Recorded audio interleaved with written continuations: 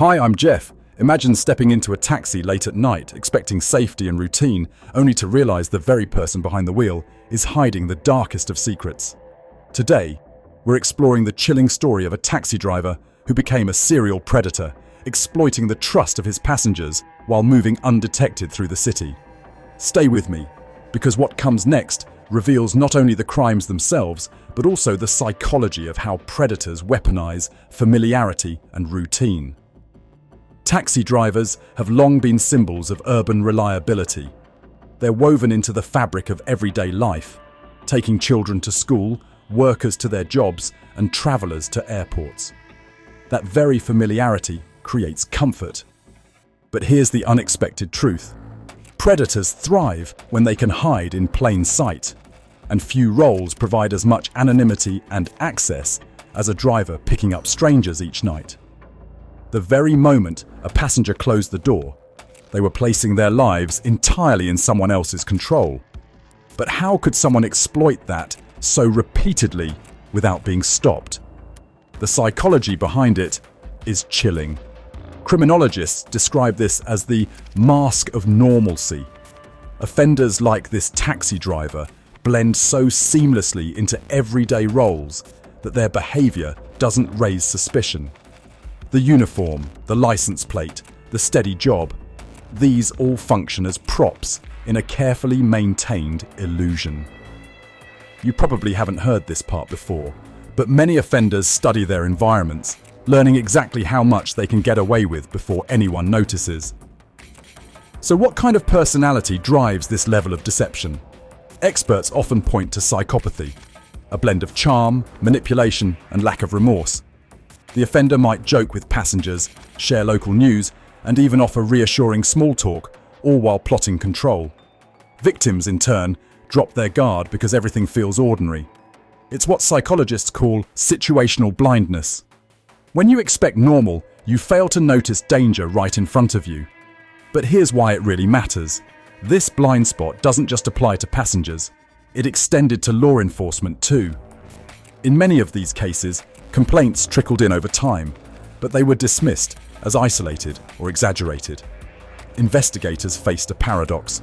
How could a man with a stable job and community ties be capable of repeated violence? This hesitation allowed crimes to continue. What shocks most people is how long offenders in these roles can operate before anyone connects the dots. And the question is, why do communities so often ignore red flags until it's too late? Part of the answer lies in what sociologists call role bias. People assume that someone performing a trusted service, like driving a taxi, must be safe. This is similar to how predators in religious, medical, or educational settings escape detection. The role itself creates a shield. Stay with me, because the next insight is perhaps the most unsettling of all. The very design of the taxi system gave him the perfect hunting ground. The enclosed space, the locked doors, and the passenger's lack of control created the conditions of absolute power.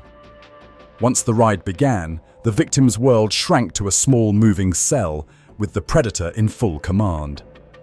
Criminologists argue that this sense of total control is what many offenders seek. It's not just the crime itself, but the domination of another person's freedom. And yet, despite repeated patterns, the system struggled to recognize them. So how exactly was this driver finally unmasked? That's where things take a dramatic turn. The driver's downfall began with a single overlooked detail. In one case, a survivor reported something investigators had initially dismissed, a distinctive object inside the taxi. It might have been a cracked dashboard, a peculiar scent, or even a specific route taken through the city. That seemingly minor observation became the thread detectives needed to pull. Once authorities cross-referenced multiple testimonies, they realized the same driver was emerging again and again. You probably haven't heard this before, but many serial offenders are caught not because of dramatic slip-ups, but because of small consistencies they can't resist repeating. Psychologists call this behavioral leakage. No matter how careful an offender thinks they are, patterns seep through. Whether it's using the same street, targeting similar passengers, or employing the same manipulation tactics, these consistencies betray them. In this case, the driver relied on routine to feel in control, but that very routine became his undoing. And here's why it truly matters. It shows us that even the most cunning predators cannot maintain perfect deception forever.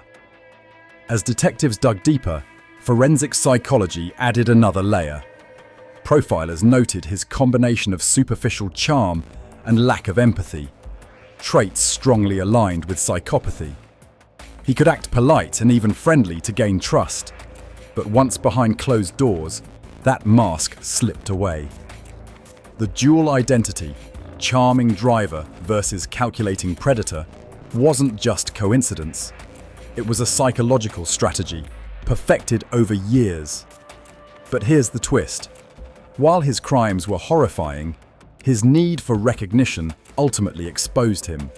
Like many serial offenders, he couldn't resist inserting himself into the investigation. He gave casual interviews to local press, claiming drivers faced unfair suspicion. In hindsight, these statements read like veiled confessions. Criminologists explain that this stems from narcissism, the belief that one can outsmart everyone, including police. But the more he spoke, the more inconsistencies investigators noticed. So how did they finally bring the case to trial? The breakthrough came when authorities cross-matched GPS logs from taximeters with reported crime times. The technology painted a damning map of his movements, aligning perfectly with survivor testimonies. Combined with DNA evidence, the case became airtight. And yet, perhaps the most haunting revelation wasn't just what he did, but how long he did it without consequence. Communities realized that the very comfort of a taxi, the idea that it was safe, reliable, ordinary, was what allowed his crimes to thrive. The aftermath left investigators and psychologists asking hard questions. How many warning signs were ignored? How often do we mistake familiarity for safety? And most importantly, how do we protect ourselves from predators who weaponize trust itself? The uncomfortable truth is this. Anyone can wear the mask of normalcy. A driver, a neighbor, even a colleague might seem ordinary on the outside while hiding something unimaginable. So, the next time you step into a situation where trust is automatic, remember, predators don't always lurk in shadows. Sometimes they drive right up to the curb, open the door, and smile as they let you in. Share your thoughts in the comments. Do you think society is too quick to dismiss suspicions when someone appears normal,